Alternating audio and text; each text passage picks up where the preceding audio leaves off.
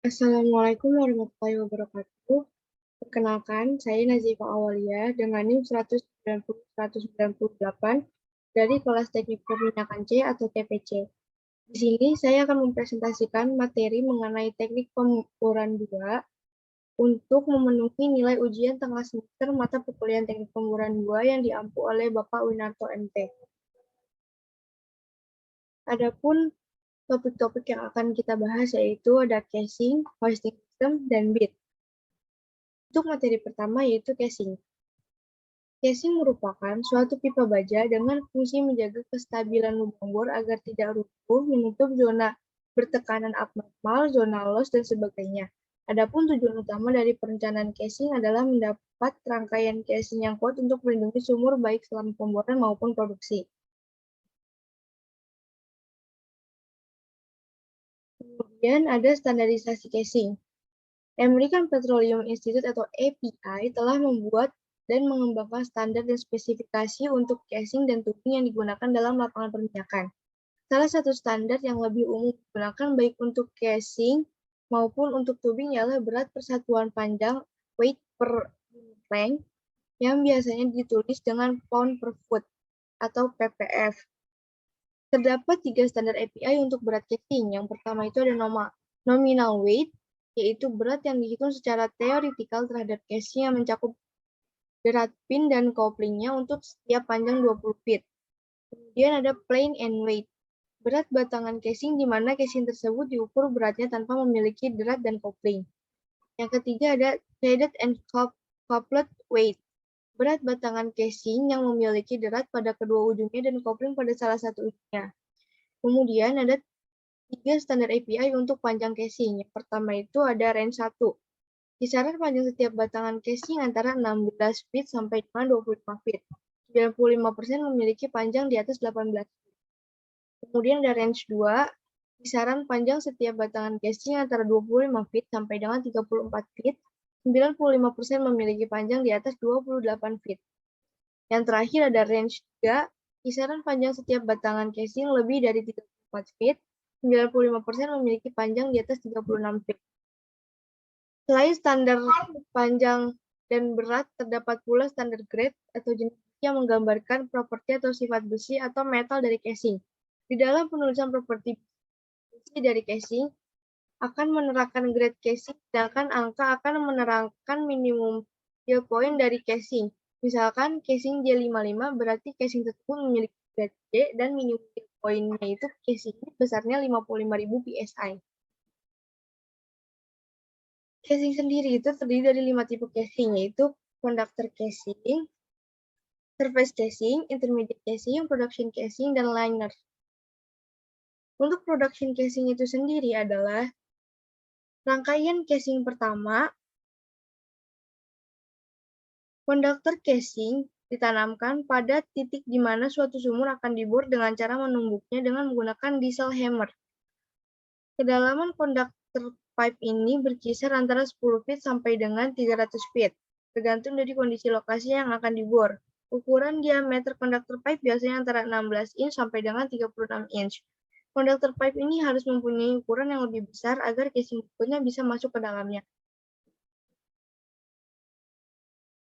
Kemudian ada surface casing. Surface casing ialah casing yang dimasukkan ke dalam sumur atau lubang bor melalui conductor pipe.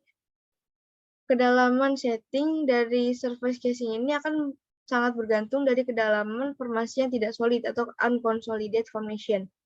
Biasanya surface casing ini memiliki ukuran diameter antara 9,5/8 inch sampai dengan 20 inch. Karena temperatur, tekanan, dan fluida yang korosif cenderung meningkat sejalan dengan kedalaman lubang bor, maka pemilihan jenis besi casing atau grade harus disesuaikan dengan kondisi. Kemudian ada intermediate casing. Intermediate casing adalah casing yang dipasang setelah surface casing yang biasa digunakan untuk menutup atau mengatasi masalah yang akan timbul dengan formasi selama pekerjaan pemboran. Biasanya intermediate casing ini ukuran diameternya antara 9,5/8 inch sampai dengan 13,5/8 inch. Yang keempat ada production casing. Production casing adalah rangkaian pipa selubung yang terakhir dimasukkan ke dalam lubang bor. Ukuran production casing ini akan sangat bergantung dari perkiraan jumlah produksi dari sumur tersebut. Semakin tinggi produksi suatu sumur, akan semakin besar ukuran production casing yang akan digunakan. Biasanya production casing ukuran diameternya antara 13 inch sampai dengan 7 inch. Dan yang terakhir ada liner.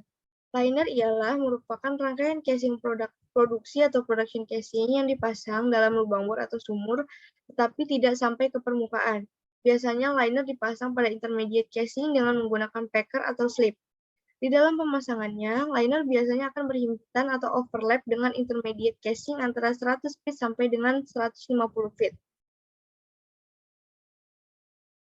Untuk kegunaan dari masing-masing jenis casing sendiri yaitu yang pertama ada kegunaan atau fungsi dari konduktor casing, yaitu menampung drilling fluid atau mud agar sirkulasi bisa dilakukan, mencegah membesarnya lubang atau washout pada lapisan permukaan yang umumnya bersifat tidak solid atau gampang runtuh atau unconsolidated formation. Yang ketiga, khusus di offshore adalah untuk melindungi drill string dari air laut, dipasang dari platform hingga dasar laut. Pada onshore, fungsinya yaitu menutup formasi permukaan yang mudah runtuh, seperti rawa-rawa, gambut, dan sebagainya. Kemudian mencegah kontaminasi air tawar oleh lumpur pemboran, melengkapi sistem pengaliran lumpur untuk trayek pemboran selanjutnya. Kemudian ada kegunaan atau fungsi surface casing, yaitu melindungi formasi dari lapisan air bersih atau freshwater formation, kemudian menutup unconsolidated formation dan zona-zona low circulation, menyediakan tempat untuk pemasangan BOP, melindungi atau menjaga build section pada sumur berarah, menyediakan tempat untuk melakukan leak-off test. Kemudian ada kegunaan atau fungsi dari intermediate casing, yaitu menutup zona-zona yang akan menimbulkan masalah dalam pemboran, gas zone, low circulation zone, dan lain-lainnya. Menutup formasi garam, gypsum, dan formasi shell yang mudah runtuh. Menutup zona-zona bertekanan tinggi atau abnormal, low circulation, dan zone yang mengandung fluida yang sangat korosif. Menghindari pipa terjepit atau pipe sticking pada saat pemboran formasi dengan interval yang terlalu panjang. Gambar intermediate casing menutup formasi yang menimbulkan kick dapat dilihat pada gambar berikut. Kemudian ada kegunaan production casing, yaitu menyediakan tempat berkumpulnya fluida yang akan diproduksi, memisahkan formasi produksi dengan formasi lainnya, menghubungkan formasi produksi dengan permukaan, menyediakan tempat untuk alat bantu produksi atau submersible pump. Yang terakhir ada fungsi dari liner. Liner pada pokoknya mempunyai fungsi yang sama dengan production casing, tetapi tidak dipasang hingga permukaan. Liner merupakan selubung yang digantungkan kepada casing yang sudah terpasang. Tujuannya adalah untuk menghemat pemakaian casing. Biasanya dipasang untuk sumur-sumur dalam apabila pada akhir pemboran diperoleh ukuran lubang yang sangat kecil. Sementara itu, sumur tidak terlalu dalam, maka diperlukan ukuran casing dengan toleransi yang sangat kecil. Untuk persoalan semacam ini dapat dipergunakan liner. Alasan yang lain adalah kekuatan menara. Casing yang terlalu panjang mungkin menara tidak dapat mengangkatnya. Hal ini karena kemampuan menara lebih kecil dari berat rangkaian casing kalau dipasang dari dasar lubang sampai ke permukaan. Yang kedua yaitu digunakan untuk mengurangi biaya casing dan biaya untuk running casing. Jika liner ini harus disambung sampai ke permukaan dengan menggunakan rangkaian casing lainnya, maka rangkaian casing ini disebut dengan tieback string. Untuk materi selanjutnya itu ada jenis sambungan casing. Casing biasanya memiliki bagian yang disebut dengan thread and coupling. Thread adalah ulir yang terdapat pada bagian luar dari kedua ujung casing, sedangkan coupling adalah alat penyambung yang memiliki ulir di bagian dalamnya. Adapun jenis-jenis sambungan casing itu sendiri yaitu yang pertama, round thread and coupling atau RTC, yang kedua, buttress thread and coupling atau BTC, dan yang ketiga adalah extreme line casing. Berikut gambarnya. Kemudian ada penjelasan mengenai perbedaan dari masing-masing jenis sambungan casing sendiri, yaitu yang pertama. Perbedaan yang pertama dapat kita tinjau dari bentuk ulirnya. Untuk RTC atau round thread and coupling, bentuk ulirnya itu seperti huruf V, sedangkan BTC bentuk ulir seperti trapesium, lalu extreme line casing itu ulirnya menyatu dengan badan casing. Lalu dapat kita tinjau lagi dari jumlah ulir, kalau RTC itu dia 8-10 buah per inch-nya, BTC 5 buah per inch, sedangkan extreme line casing itu tergantung dari diameter casingnya. Untuk diameter 8,5 per 8 inch sampai dengan 10,3 per 4 inch memiliki 5 buah ulir, 7 inch ke bawah memiliki 6 buah ulir per inch-nya. Lalu perbedaannya dapat kita tinjau lagi dari beban casing itu sendiri. Untuk RTC, tipe yang long thread and coupling lebih kuat 3% daripada yang short thread and coupling. Kemudian BTC untuk menampung tension load besar. Kemudian extreme line casing-nya itu casing yang dapat menampung kebocoran. Untuk materi selanjutnya yaitu data apa saja sih yang dibutuhkan dalam casing design? Pada dasarnya, tujuan dibuatnya casing design adalah agar casing dapat menahan burst, collapse, dan tension. Burst adalah tekanan atau gaya yang berasal dari dalam casing. Collapse adalah tekanan atau gaya yang berasal dari luar casing. Tension adalah beban dari berat rangkaian casing itu sendiri. Adapun data yang dapat dijadikan pertimbangan dalam membuat casing design yaitu yang pertama ada panjang casing, panjang setiap sectionnya, kemudian ada gradien rekah pada casing Q, lalu penempatan bubur semen, kemudian minimum drift diameter, lalu densitas lumpur, kemudian gradien tekanan gas, dan yang terakhir adalah design factor. Kemudian masalah atau kendala terkait casing setting depth selection yaitu yang pertama ada loss circulation.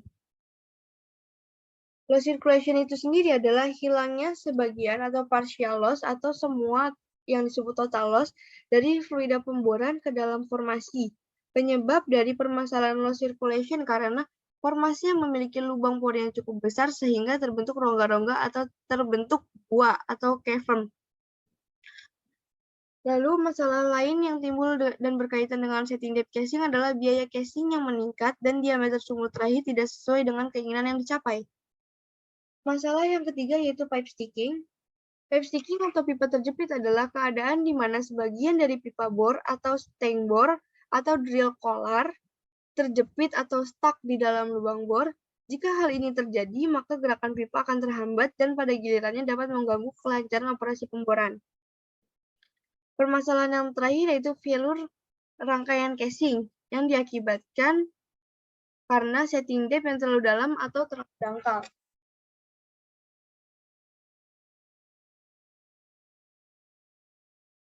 Hoisting system. Sistem pengangkatan atau hoisting system merupakan salah satu komponen peralatan pemboran yang berfungsi untuk memberikan ruang kerja yang cukup untuk pengangkatan dan penurunan drill string dan casing ke dalam lubang bor selama operasi pemboran berlangsung. Sistem pengangkatan sendiri itu terdiri dari dua subkomponen utama, yaitu struktur penyangga atau supporting structure yang dikenal dengan nama rig, dan peralatan pengangkatan yang disebut dengan hoisting equipment. Struktur penyangga itu sendiri adalah konstruksi menara kerangka baja yang ditempatkan di atas titik bor, berfungsi untuk menyangga peralatan pemboran. Struktur penyangga terdiri dari substructure, lantai bor atau floor, dan menara pemboran atau drilling tower yang ditempatkan di atas struktur dan lantai bor. Untuk pembahasan pertama itu substructure. Substructure adalah konstruksi kerangka baja sebagai platform yang dipasang langsung di atas titik bor. Substructure memberikan ruang kerja bagi peralatan dan bekerja di atas dan di bawah lantai bor. Tinggi substructure ditentukan oleh jenis rig dan ketinggian blow-off preventer stock. Substructure mampu menahan beban yang sangat besar yang ditimbulkan oleh derrick atau mesh, peralatan pengangkatan meja putar, rangkaian pipa bor atau drill pipe, drill collar, dan sebagainya, dan beban casing. Yang kemudian kedua itu ada lantai bor, yang berfungsi untuk menampung peralatan-peralatan pemboran yang kecil-kecil, tempat berdirinya menara, mendudukan drawwork, tempat driller dan rotary helper. Susunan lantai bor terdiri dari rotary table, rotary drive, drawwork, driller console, makeup and breakout tongs, mouse hole, rat hole, doghouse, pipe ramp, catwalk, dan hydraulic cathead. Drawworks itu sendiri merupakan hoisting mechanism pada rotary drilling rig. Adapun menara pemboran atau drilling tower, fungsi utama menara pemboran adalah untuk mendapatkan ruang vertikal yang cukup untuk menaikkan dan menurunkan rangkaian pipa bor dan casing ke dalam lubang bor selama operasi pemboran berlangsung. Oleh karena itu, tinggi dan kekuatannya harus disesuaikan dengan keperluan pemboran. Menara ini, jika dilihat dari keempat sisinya, akan memiliki konstruksi yang berbeda. Sisi di mana drawwork berada selalu berlawanan dengan pipe ram maupun pipe rack. Kemudian ada tipe-tipe menara bor, yaitu ada tipe standar atau derrick, dan berikutnya ada tipe portable atau mesh. Bagian-bagian yang penting dari menara bor atau drilling tower yaitu ada gin pole, yang merupakan tiang berkaki 2 atau 3 yang berada di puncak menara, berfungsi untuk memberikan pertolongan pada saat menaikkan dan memasang front block.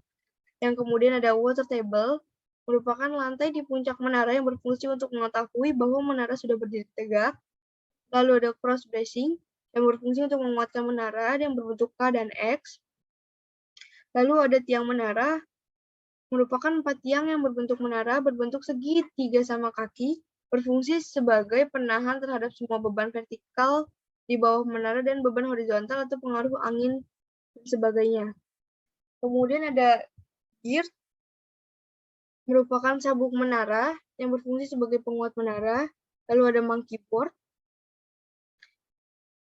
Untuk pembahasan pertama ada menara tipe standar atau derrick.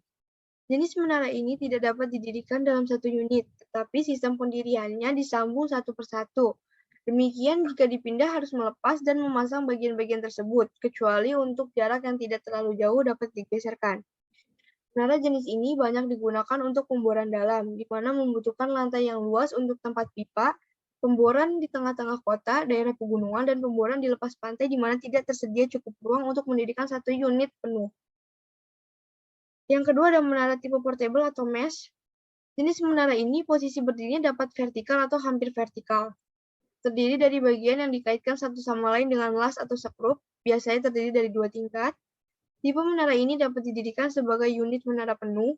Menara ditahan oleh teleskoping dan diperkuat oleh tali-tali yang ditambahkan secara tersebar. Tipe menara ini jika dibandingkan dengan menara standar mempunyai kelebihan, karena lebih murah, mudah, dan cepat untuk mendirikannya. Serta biaya transportasinya murah, tetapi penggunaannya terbatas pada pemboran yang dangkal. Kemudian ada peralatan pengangkatan atau hoisting system. Komponen dari hoisting system yang pertama, drawwork. Drawwork merupakan otak dari suatu unit pemboran, karena melalui drawwork ini seorang driller dapat melakukan dan mengatur operasi pemboran. Sebenarnya drawwork merupakan suatu sistem transmisi yang kompleks. Sebagai gambaran adalah seperti sistem transmisi pada mobil atau gearbox. Drawwork akan berputar bila dihubungkan dengan prime mover atau mesin penggerak. Drawwork terletak di belakang derrick atau juga berada di dekat meja putar. Konstruksi drawwork tergantung dari beban yang harus dilayani. Biasanya didesain dengan horsepower atau HP dan kedalaman pemboran, di mana kedalaman di sini harus disesuaikan dengan ukuran drill pipe-nya. Fungsi utama dari drawwork adalah untuk meneruskan tenaga dari prime mover atau sistem penggerak power system ke rangkaian pipa bor selama operasi pemboran berlangsung, kemudian meneruskan tenaga dari prime mover ke rotary drive, meneruskan tenaga dari prime mover ke cathead untuk menyambung atau melepas bagian-bagian rangkaian pipa bor. Lalu ada komponen-komponen utama dari drawwork itu sendiri. Itu yang pertama ada revolving drum, yaitu suatu drum untuk menggulung kabel bor. Kemudian ada braking system, terdiri dari rem mekanis utama dan rem pembantu hidrolis atau listrik, berfungsi untuk memperlambat atau menghentikan gerakan kabel bor. Kemudian ada rotary drive, yaitu untuk meneruskan tenaga dari drawwork ke meja putar. Ada cathead yang berfungsi untuk mengangkat atau menarik beban-beban ringan pada rig floor dan juga berfungsi untuk menyambung atau melepas sambungan pipa bor. Kemudian ada overhead tools. Overhead tools merupakan serangkaian peralatan yang menunjang operasi pemboran. Overhead tools terdiri dari crown block, traveling block, hook, dan elevator. Yang pertama ada crown block. Crown block merupakan kumpulan roda yang ditempatkan pada puncak menara atau sebagai blok yang diam. Crown block berfungsi untuk melilitkan tali-tali pemboran dan sebagai katrol untuk membuat sistem pengangkat dapat bekerja. Crown block berupa katrol-katrol pada puncak menara yang dihubungkan pada traveling block dengan menggunakan drilling line untuk meringankan beban pengangkatan berbagai peralatan pemboran. Sedangkan traveling block merupakan susunan pul-pul di mana tali baja dililitkan. Hal ini memungkinkan traveling block berjalan naik turun di bawah crown block dan di atas rig floor. Traveling block merupakan kumpulan roda yang digantung di bawah crown block di atas lantai bor yang berfungsi sebagai blok yang bergerak naik turun untuk mengangkat hook block. Kemudian ada hook, yaitu hook berfungsi untuk menggantungkan swivel dan rangkaian pipa bor selama operasi pemboran berlangsung. Hook terletak di bawah traveling block. Lalu ada elevator yang merupakan klem atau penjepit yang ditempatkan atau digantungkan pada salah satu sisi traveling block atau hook dengan elevator links. Elevator berfungsi untuk menjepit atau memegang drill pipe dan drill collar bagian demi bagian sehingga dapat dimasukkan atau dikeluarkan ke dan dari lubang bor. Kemudian ada drilling line. Drilling line itu berada di dekat drawwork. Drilling line menghubungkan semua komponen dalam sistem pengangkatan karena tali ini dililitkan secara bergantian melalui crown block dan pull traveling block. Kemudian digulung pada revolving drum yang berputar. Selain itu ada juga tali yang tidak bergerak yang ditambatkan pada substructure atau deadline. Drilling line sangat penting dalam operasi pemboran karena berfungsi untuk menahan atau menarik beban yang diderita oleh hook. Untuk menghindari kecelakaan yang mungkin terjadi karena keausan, maka dibuat cut-off program. Cut-off program ini dibuat berdasarkan kekuatan kabel terhadap tarikan dan dinyatakan dengan tone line yang diderita kabel. Beban-beban berat yang diderita oleh drilling cable terjadi pada saat cabut dan masuk drill string atau round trip, kemudian pada saat pemasangan casing atau running casing, lalu operasi pemancingan atau fishing job. Susunan drilling line sendiri terdiri dari review drilling line, deadline anchor, storage or supply. Lalu ada peralatan-peralatan lain yaitu sand line, tong, doghouse, catwalk, V-ram, top drive, link. Adapun komponen-komponen utama hoisting system yaitu mast, substructure, crown block, traveling block, hook, rig floor, drawwork, dan drilling line. Selain komponen utama dalam hoisting system, ada pula komponen utama pada lantai bor, yaitu rotary table, rotary drive, drawwork, wheeler's console, make-up and breakout tongs, mouse hole and rat hole, doghouse, pipe ram, catwalk, dan hydraulic cat head. Untuk pembahasan selanjutnya, yaitu ada maintenance drawwork dan crown block hoisting system. Untuk maintenance drawwork sendiri itu ada berbagai step. Yang pertama itu periksa sistem pendingin apakah berfungsi dengan baik atau tidak. Kemudian dilakukan sistem pelumasan setiap berkala. Kemudian periksalah bentuk groove seperti kerataan dan ketebalan drum apakah masih dalam keadaan baik atau tidak. Yang pertama dilakukan yaitu pemeliharaan pengereman. Pemeliharaan pengereman sendiri terdiri dari mencatat kondisi permukaan dari brake drum seperti keretakan permukaan, cacat, kebocoran, dan ketebalan. Yang kedua, mencatat ketebalan kanvas atau brake block, lalu catat permukaan seperti retak, rata permukaan, dan lain-lain. Yang kedua, ada pemeliharaan hydromatic brake, lalu ada pemeliharaan cat head, kemudian pemeliharaan rotary drive, lalu pemeliharaan chronomatic, kemudian ada pemeliharaan sistem pelumasan, dan yang terakhir ada pemeliharaan sistem angin, pemeriksaan selang pada sistem angin apakah terdapat kebocoran, lalu melakukan penambahan angin apabila telah terjadi pengurangan. Yang ketiga yaitu periksa handbrake apabila terdapat getaran. Untuk maintenance crown block itu sendiri, pada saat dilakukan pekerjaan memberikan pelumas pada crown block, maka traveling block dalam kondisi harusnya seperti apa? Pada saat dilakukan pekerjaan memberikan pelumas pada crown block, maka traveling block harus dalam keadaan diam. Untuk pembahasan selanjutnya itu ada hal-hal apa saja yang dilakukan pada saat pengecekan rutin hoisting system. Yang pertama ada cek tempat yang dilas pada mekanisme untuk menegaskan apakah ada retak atau tanda-tanda lainnya.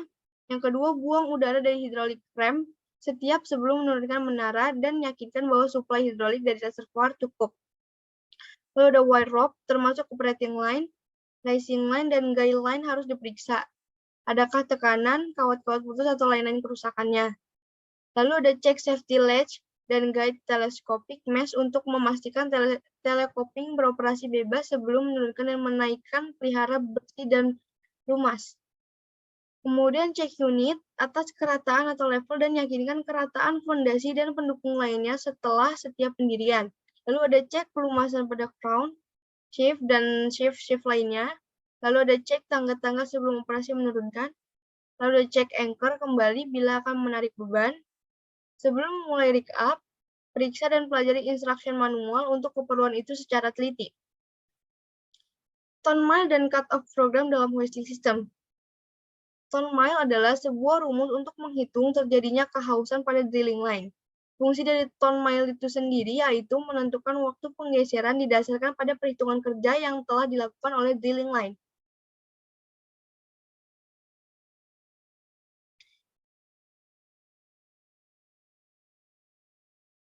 Untuk pembahasan selanjutnya itu ada safety rules in hoisting system. Mengapa menara bor dan semua peralatan yang digunakan harus memenuhi syarat keselamatan kerja? Karena pada semua jenis tugas di rig pengeboran atau drilling rig, terlebih di offshore, memiliki potensi terjadi kecelakaan. Namun, probabilitas atau kemungkinan terjadinya kecelakaan kerja mungkin lebih besar untuk beberapa tugas daripada untuk tugas lainnya. Tergantung pada keberuntungan, tingkat keparahan atau tingkat cedera akan berbeda-beda untuk setiap kecelakaan. Pepatah lama mengatakan, "It's not the fall that kills, it's the sudden deceleration." Sangat benar. Tingkat keparahan cedera dicerminkan oleh sifat cedera, amputasi, patah tulang, atau laserasi. Dan lamanya waktu karyawan yang cedera tersebut tidak dapat bekerja. Pekerjaan pengeboran di offshore dapat memiliki efek yang lebih besar karena keberadaannya di tengah laut. Selain untuk melindungi keselamatan nyawa, safety juga dapat memberikan dampak positif, yaitu memastikan pekerjaan sudah direncanakan, memastikan setiap orang memiliki pelatihan yang memadai dalam semua aspek keselamatannya, lalu pekerja perlu menjadi bagian dari perencanaan. Dengan melakukan identifikasi bahaya, kemudian menghilangkan ataupun meminimalisir bahaya dan melatih para pekerja minyak dan gas untuk mengendalikan bahaya atau manajemen K3, kita dapat menyelamatkan nyawa banyak orang. Adapun yang disebut unsafe condition, apa maksudnya? Unsafe condition merupakan kondisi-kondisi yang tidak aman dan berbahaya bagi pekerja. Adapun macam-macam unsafe condition yaitu yang pertama, tempat kerja yang tidak memenuhi standar atau syarat. Yang kedua, alat pelindung diri yang tidak sesuai dengan standar yang telah ditetapkan. Yang ketiga, kebisingan di tempat kerja. Yang keempat, waktu kerja atau jam terbang yang berlebihan. Yang kelima, perlakuan yang tidak menyenangkan dari atasan. Selain unsafe condition, ada pula unsafe action. Dilihat dari segi pengertiannya itu sama. Adapun macam-macam dari unsafe action yaitu adanya pencampuran bahan-bahan kimia. Yang kedua, membuang sampah sembarangan tempat. Yang ketiga, bekerja sambil bercanda dan bersenda gurau. Yang keempat, mengerjakan pekerjaan yang tidak sesuai dengan skill atau keterampilan. Yang kelima, tidak melaksanakan prosedur kerja dengan baik. Apakah tujuan diadakannya safety meeting periodik? Safety meeting sendiri merupakan suatu pertemuan yang harus dihadiri oleh semua pekerja seperti engineer, supervisor, foreman, HSE, dan wakil manajemen di dunia oil dan gas, baik klien maupun kontraktornya. Dan tujuan diadakannya safety meeting periodik adalah untuk para pekerja pemboran agar lebih menghayati masalah keselamatan kerja. Oleh karena itu, pelaksanaannya di instalasi pemboran perlu dilakukan dengan 1 kali dalam sebulan secara teratur. Pekerjaan dalam hoisting system. Adapun jenis-jenis pekerjaan dalam kegiatan pengeboran. Yang pertama ada tool pusher, driller, derrickman, floorman, motorman, dan electrician. Tool pusher adalah perwakilan yang ditunjuk oleh kontraktor dalam melaksanakan pengawasan dalam kegiatan operasi pemboran. Tool pusher adalah pekerja yang menguasai perlengkapan anjungan dan permesinan.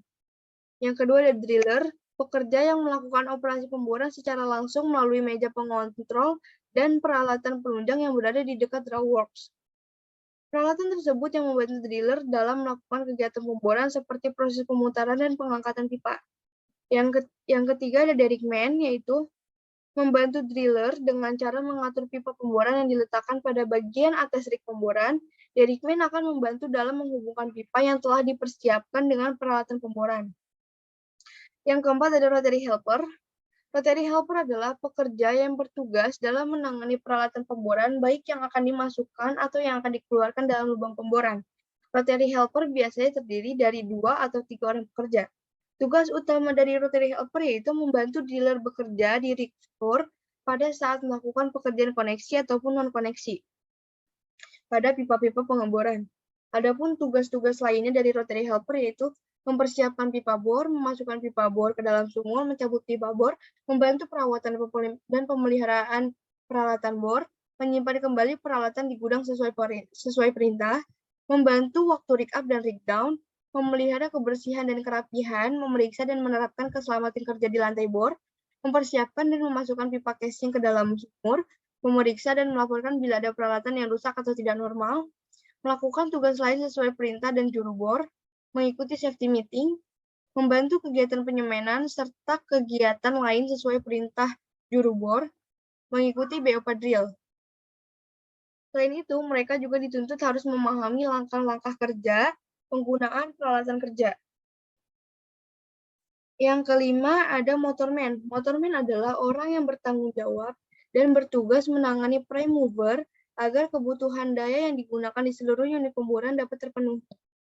Yang keenam ada rig electrician atau electrician yang bertanggung jawab dalam pemeriksaan, pemeliharaan pada generator listrik serta sistem pendistribusian agar dapat selalu menunjang operasi pemboran yang sedang berlangsung.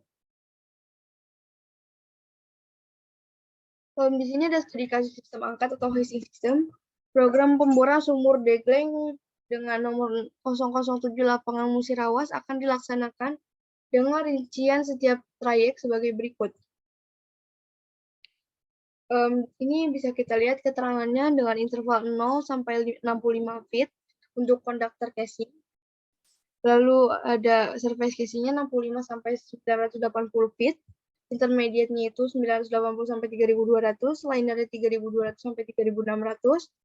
Kemudian ada diameter bit, data casing yang meliputi ukuran dalam satuan inch, breadth, kedalaman dalam satuan feet, dan densitas mat. Adapun data drill string untuk pemboran trayek 7 inch adalah ukuran diameter bit dengan 8,5 inch, ukuran nozzle, WOB atau weight on bit, ukuran reel collar, ukuran reel pipe, data spesifik rig yang akan digunakan, ukuran setback yaitu 90 feet, tinggi fingerboard-nya 83 feet, wine load area of pipe setback-nya 353 feet. Data-data lainnya adalah kapasitas traveling block yang digunakan sebesar 250 ton dengan berat 120.000 pound, kecepatan pengangkatan reel string-nya itu 60 feet per menit, efisiensi drawwork-nya 85%, efisiensi prime mover 85%, safety factor untuk sistem angkat 125, kecepatan anginnya itu 1140 mph, jumlah kabel bor di crown block 10, efisiensi blok 98%.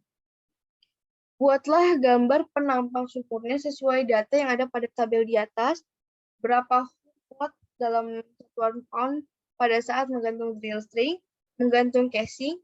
Jadi jawaban A dan B, kondisi mana yang digunakan sebagai dasar dalam menentukan total beban pada menara, berapa total beban horizontal, berapa tegangan kabel bor pada kondisi statis, berapa total beban pada menara, berapa horsepower pada drawwork dan prime mover. Dengan catatan kedalaman intermediate casing ditambah 3 digit NIM paling belakang, lalu NIM ganjil menggunakan densitas lumpurnya 10, kecepatan angin ditambah 2 digit NIM paling belakang. Untuk pembahasannya sendiri yaitu ada di sini ada gambar penampang sumur sesuai data tabel tadi. Ada konduktor casing 20 inch dengan grade K55. Beratnya itu 94 pound per feet. Terus intervalnya itu 0 sampai 65 feet. Kemudian ada surface casing, intermediate casing, liner, dan production casing. Untuk menjawab soal pertama, nomor 2, poin A, hook load, di sini pertama itu kita menghitung WDC-nya, kemudian di hasil WDC-nya itu 28.125, kemudian menghitung panjang DC-nya 338 feet, panjang DP-nya 3.360, kemudian berat total di udaranya itu WDP plus WDC yaitu 55.776 ditambah 28.125 yang menghasilkan 83.901 pound.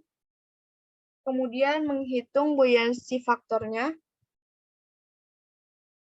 diambil dari densitas mat 10 pound per galon.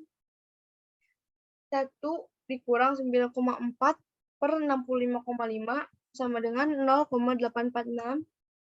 Berat total di lumpur, berat total di udara dikali dengan buoyancy faktornya 83.901 dikali 0,846 yaitu 70.980.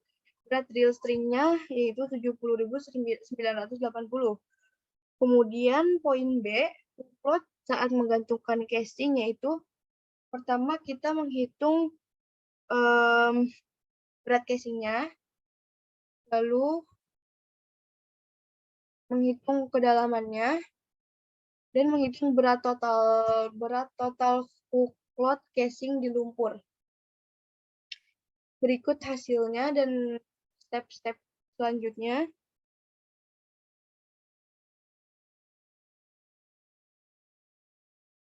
Untuk pembahasan yang terakhir atau yang ketiga yaitu ada bit atau mata bor pemboran.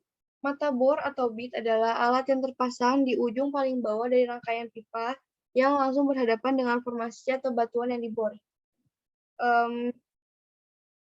Di sini pada gambar terdapat jenis-jenis bit atau mata bor. Ada PDC atau polycrystalline diamond compact, lalu ada mill tooth bit, tungsten atau TCI.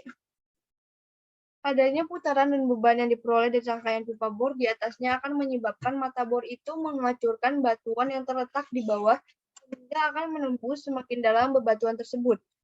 Lumpur yang disirkulasikan akan keluar melalui mata bor dan menyemprotkan langsung ke batuan yang sedang dihancurkan di dasar lubang bor. Semprotan ini akan ikut membantu menghancurkan batuan-batuan itu. Batuan yang disemprot oleh lumpur tadi akan lebih mudah dihancurkan oleh mata bor sehingga dengan demikian akan diperoleh laju pemboran yang lebih cepat. Sistem kerja bit pemboran untuk dapat menghancurkan batuan dengan cara ditekan, diputar, dan disemprot dengan lumpur atau cutting atau serbuk. Inti dari mata bor berfungsi untuk menghancurkan batuan oleh ROP dengan cara menekan mata bor. Menekan mata bor bukan dari atas permukaan, melainkan dari rangkaiannya sendiri yang menghasilkan weight on bit. Jika WOB berkurang, maka pengurusan juga akan berkurang. Adapun bagian-bagian penting dari bit yaitu cone, shank, bit leg, fluid passageway atau jets atau nozzle, pad, bearing, dan cutter atau teeth. Cone merupakan roda-roda bergerigi yang berputar pada mata bor. Kemudian ada shank, yaitu suatu ulir yang dimasukkan ke dalam box connection pada bottom collar atau bit stop di bawah collar. Lalu ada bit leg, yang merupakan peralatan yang berfungsi untuk mendudukan poros dan cone. Lalu ada fluid passageway atau jets atau nozzle merupakan nozzle yang terdapat pada bottom bit yang berfungsi untuk menyemprotkan lumpur ke dalam formasi. Kemudian ada pad, bearing, dan cutter. Berikut bagian-bagian pada mata bor atau bit dapat dilihat pada gambar. Kemudian ada perbedaan-perbedaan dari masing-masing jenis bit. Dapat dilihat pada tabelnya. Perbedaan dapat ditinjau dari global utilization by footage, application, rate of penetration atau ROP, kemudian dari biayanya, lalu dari wearing atau damage risk-nya. Dari mill tooth bit itu 10%, tungsten carbide insert atau TCI itu 15%, PDC 70%, diamond 2%, diamond impregnate itu 3%. Lalu untuk mill tooth bit itu dapat diaplikasikan untuk soft and sticky hard formation, formasi yang halus sampai dengan formasi yang kasar. Lalu untuk tungsten karbotinsel atau TCI juga sama untuk formasi yang sama. Kemudian PDC, hard formation untuk formasi yang keras. Directional wells, long wells, shell formation. Untuk diamond itu untuk hard formation juga, directional wells dan long wells. Untuk diamond pregnant-nya itu hard and abrasive formations. Untuk ROP-nya sendiri itu melted bit itu high in soft formation. TCI sama. Untuk PDC high in sand, shale, clay, and siltstone. Untuk diamond juga high in sand, shale, clay, and siltstone. Untuk diamond impregnant-nya itu high in sand, shale, clay, and siltstone juga. Untuk biayanya sendiri itu melted bit itu termasuk biaya yang low budget. TCI juga low budget. Untuk PDC medium to high. Untuk diamond itu high dan diamond impregnant itu high juga. Untuk wearing atau damage risk-nya itu melted bit itu medium to high, dan atau TCI juga medium to high, PDC juga low to medium, diamond low to medium, dan diamond impregnant-nya itu low to medium juga. Di sini ada bit size untuk PDC dan melted bit. Untuk bit size diamond bitnya sendiri itu ada 12 1/4, 12, 11 5/8, 10 5/8, 10 setengah, 9 7/8, 9 5/8, 9 setengah, 8 3/4, 8 setengah, 8 3/8, 7 7/8, 7 5/8, 7 setengah, 6 5/8, 6 setengah, 6 1/4, 6 1/8, 6 5 7/8. Untuk bit size-nya sendiri itu semua dalam ukuran ini. Kemudian ada bit size melted bit yaitu 12 1/4, 12, 11 5/8, 11, 10 5/8, 10 setengah, 9 7/8, 9 5/8, 9 setengah, 8 3/4, 8 setengah, 7 5/8, 7 setengah, 6 setengah, 6 1/4, 6 1/8, 6 dan 5 7/8. Terakhir itu ada studi kasus drilling optimization. Dengan diketahui data-datanya itu kedalaman lubang bor pada saat bit mulai digunakan itu 10.000 feet. Untuk bit cost-nya sendiri 1.000 US dollar. Untuk recost-nya 598 US dollar per jam karena ditambah dengan 3 digit NIM saya. Untuk sewa downhole motor atau rent DHM-nya itu 5.000 US dollar per jam. Waktu round trip-nya itu 1 jam per 1.000 feet. Laju penembusan ROP dalam satuan feet per jam sebagai fungsi waktu dalam satuan jam. Untuk waktu yang lebih dari 0 dengan persamaan ROP sama dengan 25 dikurang dengan waktu dikurang 1. Persamaan cost per feet atau CPF-nya sendiri yaitu CB atau bit cost ditambah dengan CR atau recost, terus dikalikan dengan waktu round trip atau TT ditambah dengan umur bit atau pahatnya, kemudian dibagi dengan footage. Dengan yang ditanyakan yaitu kapan bit harus diganti, berapa harga cost per fitnya, berapa total cost sampai pergantian bit. Dengan catatan hitung dengan interval waktu per 2 jam, waktu round trip ditambah 3 digit belakang, sewa recost-nya juga ditambah dengan 2 digit NIM belakang. Berikut untuk pembahasan studi kasus tadi. Di sini langkah pertama yang dapat kita lakukan yaitu menghitung harga sewa DHM-nya dalam satuan jam menjadi 208,3 US dollar per jam. Kemudian menghitung recost-nya, recost dengan cara recost ditambah dengan sewa DHM. Recost-nya itu 598 ditambah dengan NIM saya jadi 598 ditambah dengan 208,3 US dollar per jam. Kemudian menghasilkan 806,3 US dollar per jam. Lalu menghitung TT-nya itu 1 jam per 1098 dikali dengan kedalaman. 1 jam per 1098 dikali dengan kedalaman menghasilkan 9,1 jam waktu cabut pasang pipa atau round trip-nya. Kemudian diketahui data bit cost-nya 1.000 US dollar, menghitung ROP-nya, kemudian menghitung F-nya. Lalu yang terakhir itu menghitung CPF-nya. Di sini Di sini dapat kita lihat hasil perhitungan dari ROP, F, dan CPF-nya. Untuk ROP-nya sendiri itu 25 dikurang waktunya itu 2 ditambah 1 jadi 24. Kemudian ada cumulative footage-nya atau F-nya itu yaitu ROP dikali 2 kemudian ditambah dengan